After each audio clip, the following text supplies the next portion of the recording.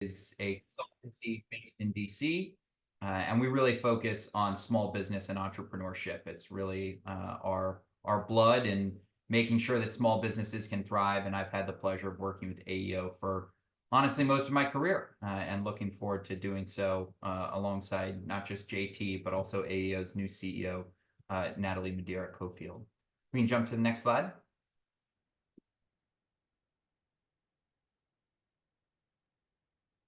So we'll do a little scene setting of what's happening in Washington right now.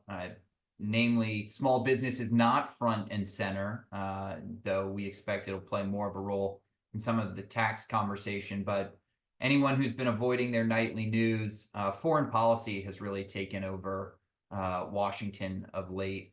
That's led to a recent package, a $95 billion package. Interesting to some. For us, we think of things in terms of the size of the SBA, and the SBA is about $1 billion a year. So this package of weapons and support is roughly the size of 95 small business administrations being sent out to Ukraine, Israel, and Taiwan, all in support of democracy and freedom initiatives abroad. But that consumed pretty much all of the oxygen in the first half of the year. And there hasn't really been much space for that. What they did have time to do was avoid a shutdown. We're fortunate that only about 8 months into the federal calendar, they decided to fund the entire year. So the FY24 funding has been completed, and the FY25 funding is already underway. The appropriations battle for that, something we'll talk about in a little bit. The other thing that I think anyone on social media or with children on social media, TikTok has been front and center as part of a growing course. So if you think about what's happening in Washington, you have Ukraine and Israel, you have how do we fund the government, and the last bucket is what do we do about China and its growing hegemony, not just in the region, but around the world. One aspect of that is Chinese ownership of or Chinese, I suppose, direct control through state-operated enterprises of ByteDance, which is the parent company of TikTok.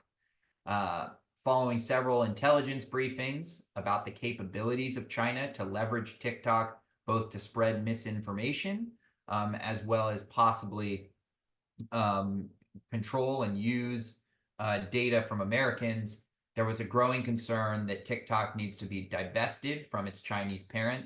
And that's exactly what was included in that foreign aid package. So TikTok will have 270 days to either divest and be taken out of the Chinese company and show that it took all of its intellectual property outside of China, or it will be banned in the US. And I think for many of us, that is a frankly serious and significant proposition, that it's very strange for us to think of something having an outright ban in a country where freedom of speech means so much. And so this is a very, very tense issue. And small business had its moment in it as well. TikTok as a platform tried to make the case and continues to make the case that many, many entrepreneurs leverage TikTok to reach their customers. And they have a lot of data about that. And it's certainly true that there's been a rise of influencer entrepreneurs and that TikTok is a medium. And so I think for those business owners that have gotten to know TikTok, particularly sort of next-gen business owners, this is a real concern and one of the hard trade-offs of foreign policy and national security. So that one has been front and center as well. We're also in the midst, given the divide in Congress between Republicans and Democrats, it's not surprising that we see a very active regulatory environment from the Biden administration. Many of you probably saw earlier this week, the FTC, the Federal Trade Commission, voted to ban non-competes effectively across the board. That's one of many examples of agencies taking very extreme action, largely in the absence of congressional activity. The non-compete ban, again, has been lauded by a lot of people as successful. It'll free people up to explore entrepreneurship or gives more leverage to the worker. Whether or not those things are true, What is definitely being challenged is whether or not the FTC has the authority to do that. And I think this has been a common theme of the Biden administration. We see the National Labor Relations Board and the Department of Labor taking steps around independent workers and franchises. And there's all of them end up in the courts of, is this administration going too far? And so we'll see that play out already. The U.S. Chamber of Commerce has filed suit saying that the FTC doesn't have the authority to do that. So foreign policy, funding the government. If you think about domestic policy, about the only thing that's happened is keeping the lights on in the federal government. What's next was a possible bill on immigration and border policy. It's long been our suspicion that there would not be any kind of deal on the border because it is such a campaign-worthy issue for the Republican Party right now. Many Americans of any stripe, Democrat, Independent, Republican, polling suggests there's just increasing concern that the border issues on our southern border are not being addressed. And it's a huge liability for the president. And that's why we've seen the president spend more and more time almost sounding like a Republican on some of the ideas being put out for executive action. But we don't expect a border bill to move before the election. And then finally, it's not just the Democrats who are at times having identity crises. Another theme of DC is dysfunction within the Republican Party. In order to pass this foreign policy funding bill, the Speaker, Johnson, had to work with many Democrats and already is facing the same thing Kevin McCarthy faced, and that is a challenge to his speakership. So we won't spend too long prognosticating on how that's going to play out, but needless to say, it's very, very messy. Not on here, our former President Trump's trials that you can't really avoid if you tune into social media or the news. And I think our perspective is most of this won't get resolved. We won't see much out of our policymakers until after the election. And then we may see a great deal. So we can jump to the next slide. And again, if any of that, if we've got a very active TikTok user in the audience, by all means, chime in with any questions. So what's AEO doing? What are we focused on? Amidst all this noise, all this turbulence, we get our directive from AEO's leadership and AEO's board, and we're working hard on these policy principles, and they manifest in a lot of different ways, but we have to maintain funding for core small business and entrepreneurship programs. AEO is known as the defender of several different programs in the federal government that at times people want to cut. The microloan lending program and technical assistance, the prime technical assistance, the CDFI fund, several community block development grants, all of which without AEO might face cuts or limited support. And so AEO really is the voice that brings a lot of those appropriations requests to Congress. And so that's something we were pleased, as we'll see in a second, that generally speaking, funding for small business programs remains steady. We also AEO continues, based on its leading research in the 1099 space, AEO continues to be the go-to voice about the freelance economy, the gig economy, and independent contractors.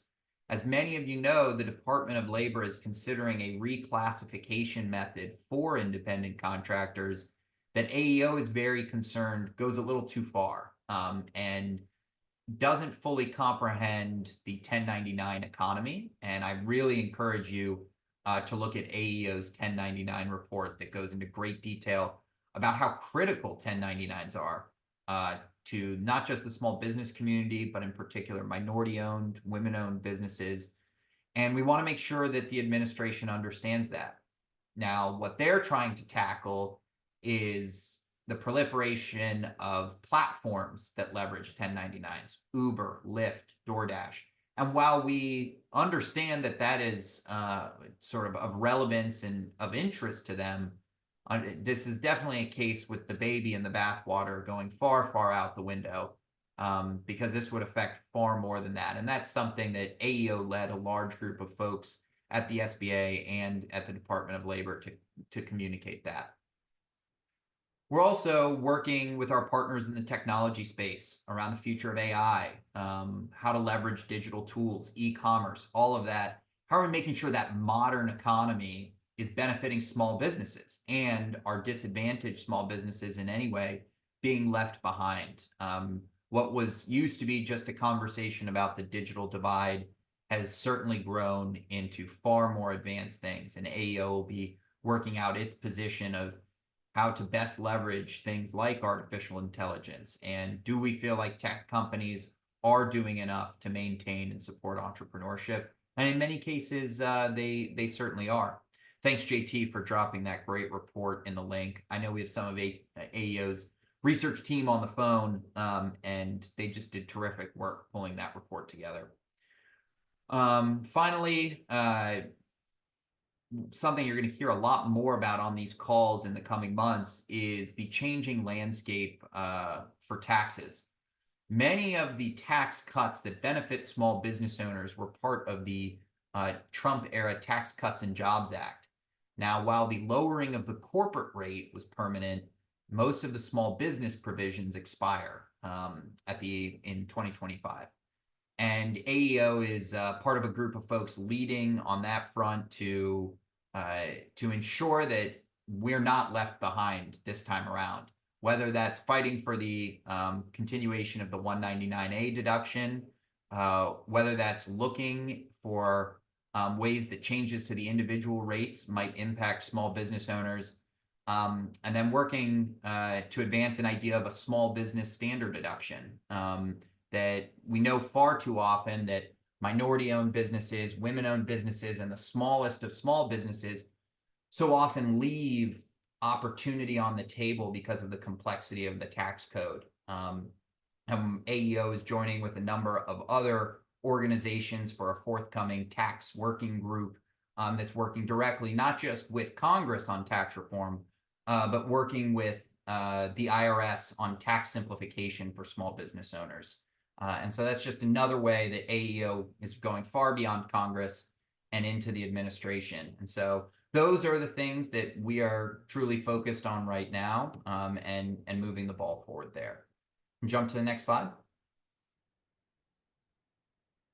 We thought we'd share, and I certainly won't go through these, but generally speaking, entrepreneurial development funding that AEO fights for is up.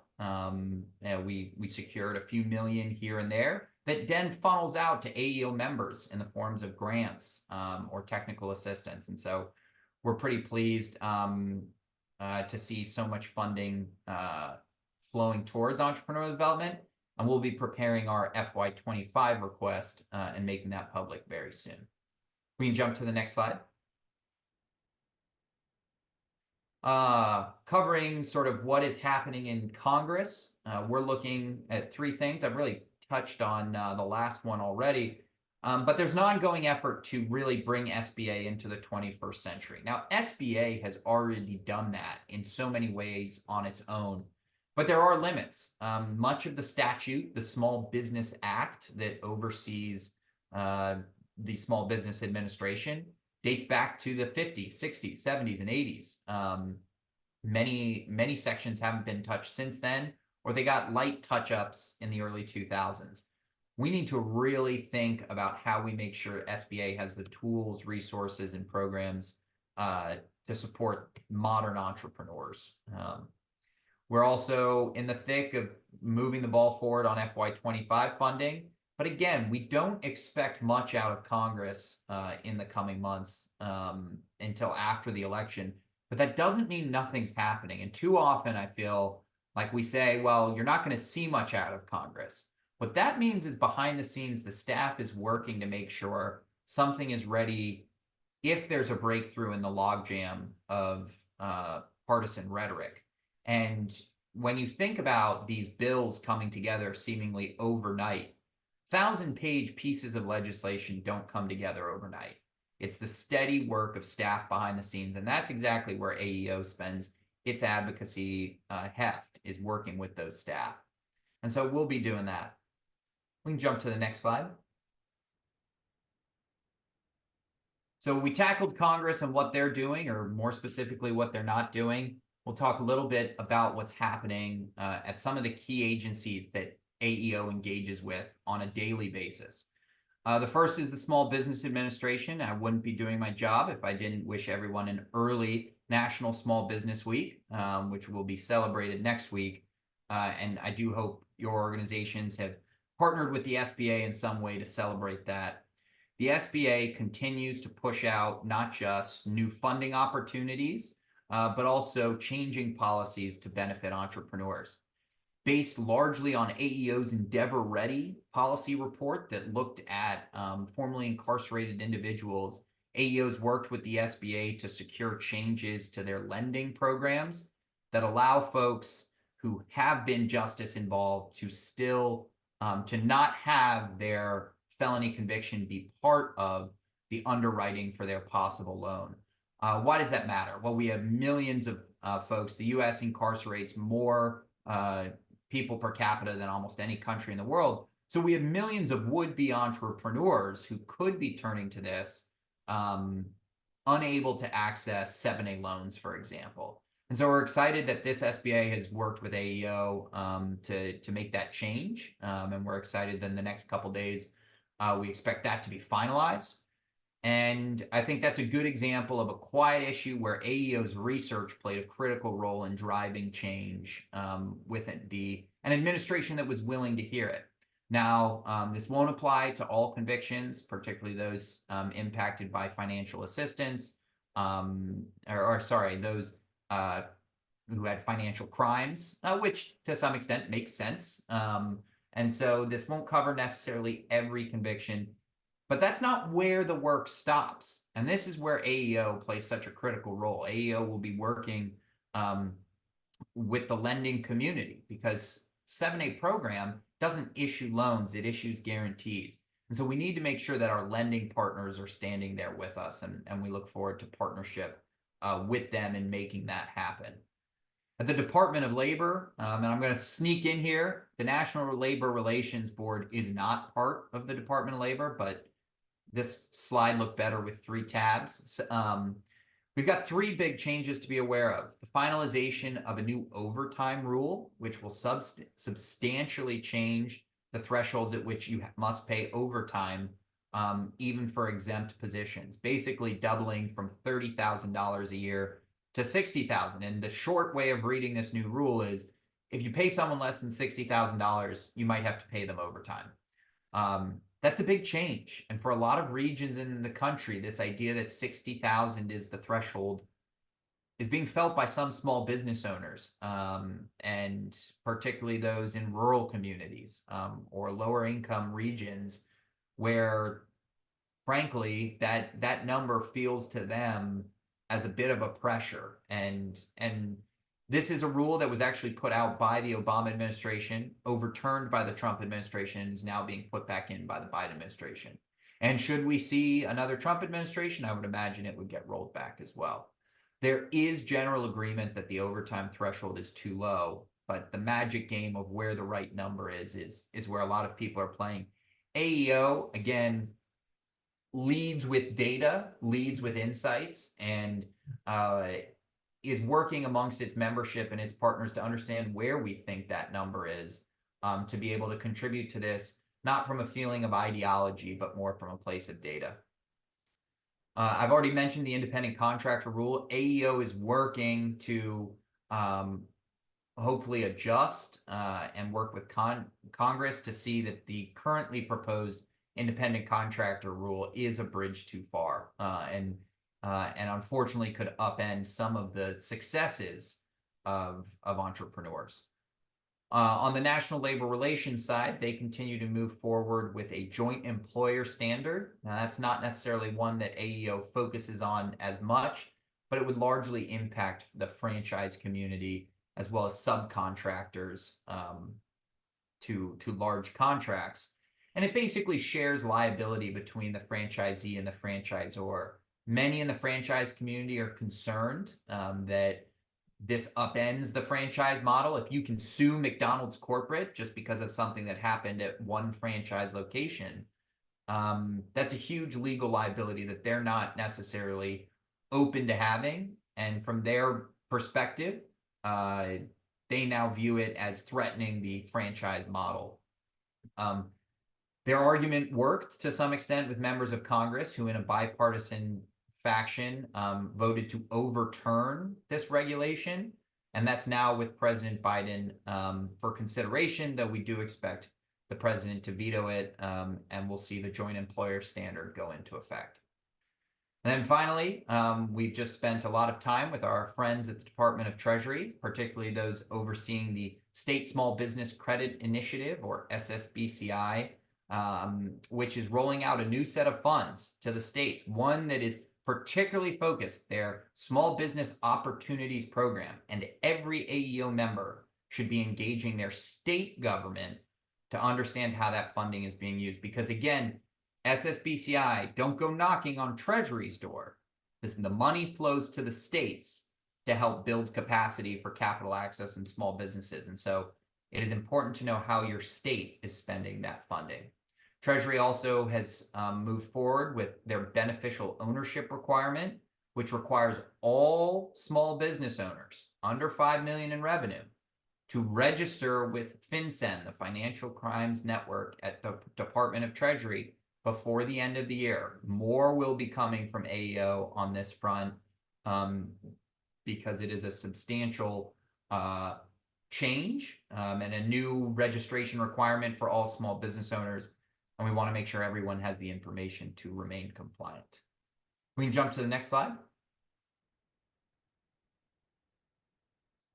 So we'll close by asking for things, because why gather everyone together if you're not going to ask for something? AEO is really rebuilding its advocacy heft in a really compelling way. And I think that one of the ways what we need is reconnecting with many of you to share data and stories so that we're conveying your role in the ecosystem to Congress. Once we've published our FY25 appropriations request, we hope you'll consider supporting it. More to come on that front. And then we really hope you'll join these meetings moving forward. And so with that, I think I'll kick it back to JT. Always a hard time finding the unmute button. I can tell you that it's always a challenge. But folks, thanks again for joining us. Wanted to see if there was any questions that any folks had. If you do have questions, you can pop them into the chat, and we'll get those answered for you. And if not, and folks are feeling shy, that's okay.